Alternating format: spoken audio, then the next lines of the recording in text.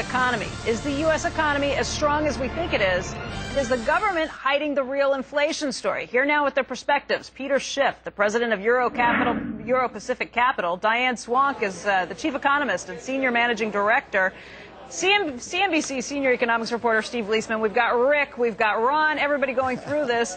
Diane, I want to start things off with you. What number are you looking for? We're looking for 0.1%, which is pretty, marginal increase on consumer spending, but a consumer with still their head above water, not skiing on the top, but their head above water, not going under yet. What about the PCE deflator? Again, another 0.1% is going to be more moderate PCE deflator. We've gotten some good news on inflation lately. I think it's transitory, so does the Fed, but as long as it's good news, it keeps them on the sidelines. Steve, what are the economists overall looking for? 0.5 on income, 0.2 on spending, which would be down quite a bit from the 0.7 gain the prior month. 0.2 would be the core PCE index. That would keep us, I think, right around that 2%, 1.9% year-over-year rate. And I just want to challenge Peter Schiff, if he's going to talk about a conspiracy in the government to keep inflation low.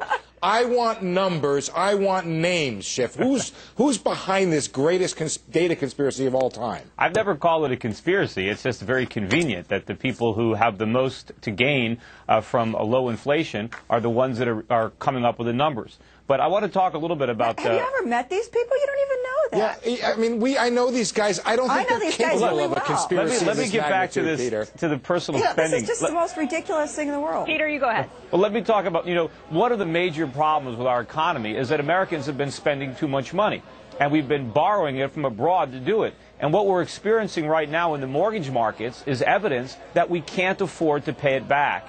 And as the people who are lending us all this money are losing their shirts, they're starting to rethink the wisdom of what they've been doing. And this credit well is about to run dry. Hey, Peter, this is Ron Insana. The events that you are describing are inherently deflationary, not inflationary. No, they're not. No, they're not. I mean, they're going to help bring down real estate prices and stock prices, but if you look at consumer prices, they're going to keep on rising, especially if you consider that Ben Bernanke is likely to try to come to the aid of a collapsing U.S. economy and a collapsing real estate market with still more inflation.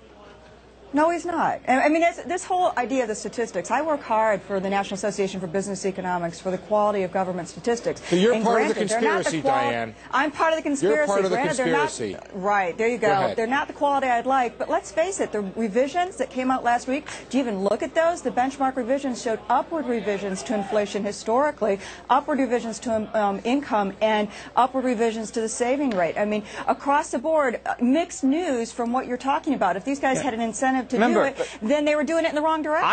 I never use the word conspiracy. You guys do that. All I've said is they've changed the way they calculate inflation. That's a fact. Sure they have. They don't. Sure they have. Right. So that's why. To better capture inflation. It's still not perfect, but to say that they're doing it in a way to systemically bias in one direction or the other is just ridiculous. Yeah, guys, time out for 1 second. Time out for 1 second. I want to get Rick in here, and we've got to run for the...